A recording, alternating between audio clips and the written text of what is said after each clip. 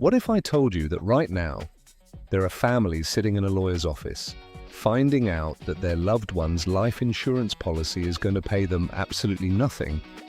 Not because anything illegal happened, not because the insurance company broke any rules, but because of simple, avoidable mistakes that most people never even know to look for. And the terrifying part? There's a very good chance you're making at least one of them right now. Stay with me through mistake number 7, because that one alone has cost families hundreds of thousands of dollars and nobody is talking about it. Welcome back to the channel. If you're new here, I cover the money topics that affect real people, the stuff your financial advisor isn't explaining clearly enough, and that costs you when you don't know it. Today we're going deep on life insurance. It's the one financial product almost everyone needs, yet almost nobody fully understands. And the mistakes? They're not complicated, they're just unknown. So let's fix that right now. Mistake number 1, buying too little coverage. Here's the number you need to know. Most financial experts recommend carrying 10 to 12 times your annual income in life insurance. If you make $65,000 a year, that means you need somewhere between $650,000 and $780,000 in coverage. But according to industry data, the average American family is underinsured by more than $200,000. Think about what your family actually needs if you're gone. Tomorrow mortgage payments, car payments, kids' education, everyday living expenses for years. The $250,000 policy sounds like a lot until you run the math and realize it covers maybe 3 years. Then what? The fix: use a simple income replacement calculator. Multiply your annual income by 10 at minimum. Then add your mortgage balance, any outstanding debts, and 4 years of college tuition per child. That's your real number. Mistake number 2, relying only on employer-provided life insurance. Your job offers you 1 or 2 times your salary in life insurance, and you feel covered. I get it, it's free, it's easy, and it's right there in your benefits package. But here's the problem: the moment you leave that job, whether you quit, get laid off, or get downsized, that coverage disappears. And here's what makes it worse: the older you are when you lose that job, the more expensive it becomes to replace that coverage on your own. A 28-year-old can get a $500,000 term life policy for around $25 a month. A 45-year-old, that same policy might cost $80 to $100 per month. If you have health issues by then, you could be uninsurable at any reasonable rate. The fix: treat employer coverage as a supplement, not your primary policy. Get an individual term policy while you're young and healthy. Your future self will thank you. Mistake number 3, choosing whole life when term is what you need. Whole life insurance is one of the most aggressively marketed financial products in America. And the pitch sounds great: it builds cash value, it's permanent coverage, it's like an investment. But here's the reality: whole life insurance costs 5 to 15 times more than term life for the same death benefit. A $500,000 whole life policy might cost you $400 or more per month. That same coverage in term life, around $25. The investment returns inside whole life policies are historically mediocre, often between 1% and 3.5%. You'd almost always do better buying term and investing the difference in a low-cost index fund. Whole life makes sense in very specific situations: high net worth, estate planning, certain business scenarios. For the average person trying to protect their family, buy term. Invest the difference. Mistake number 4, not disclosing medical information on the application. This one is the most devastating mistake on this list. And people make it for completely understandable reasons. They're afraid the insurance company will deny them or charge them more if they reveal a health condition. So they omit it. Maybe they don't mention the anxiety medication, the blood pressure diagnosis, the fact that they smoke occasionally. Here's what happens.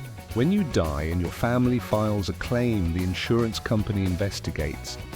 They pull medical records going back years. And if they find that you withheld material information, anything that would have affected their decision to insure you, or at what price they can deny the entire claim, your family gets nothing. The legal term is material misrepresentation. It doesn't matter that you paid every premium on time for 12 years. Disclose everything. If you have a condition, shop around different companies, underwrite risk very differently. Mistake number 5.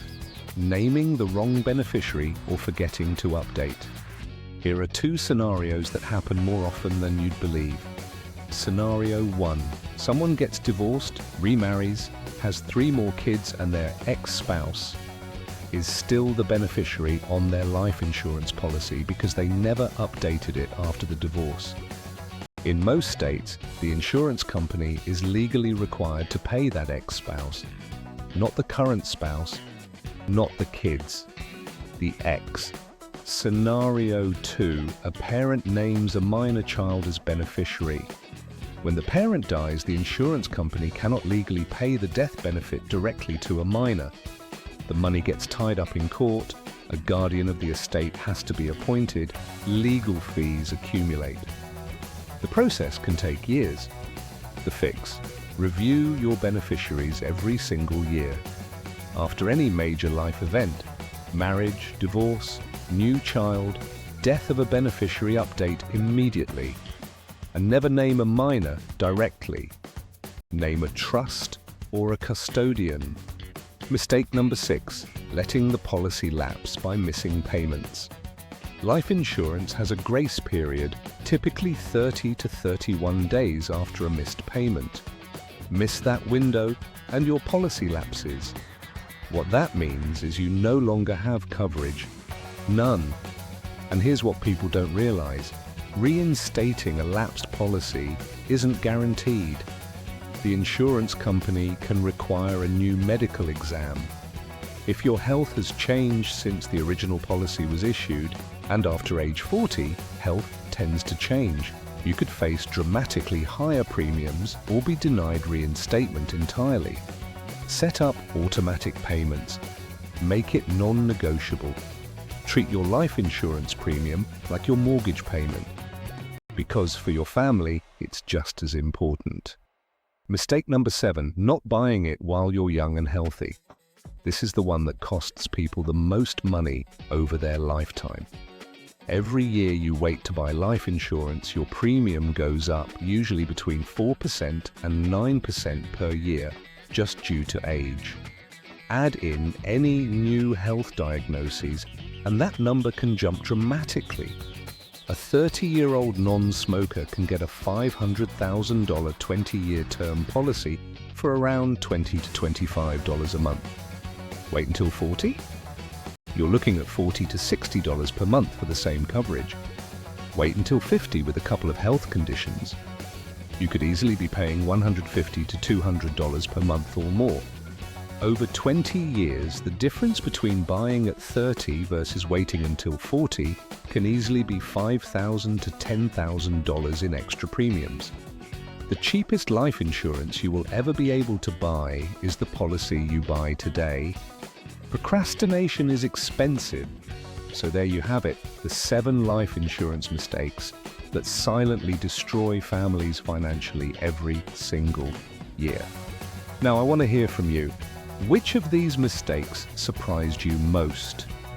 Drop it in the comments right now. If this video helped you see something you needed to fix, do me a favor and share it with someone who needs to hear it. A sibling, a parent, a friend who you know hasn't thought about this stuff. Hit subscribe if you're new here, because every week we're covering real money topics that actually move the needle on your finances. And for next time, we're going to be talking about something even more overlooked than life insurance, the hidden fees inside your 401k. It could be costing you tens of thousands of dollars over your career. You don't want to miss that one. I'll see you there.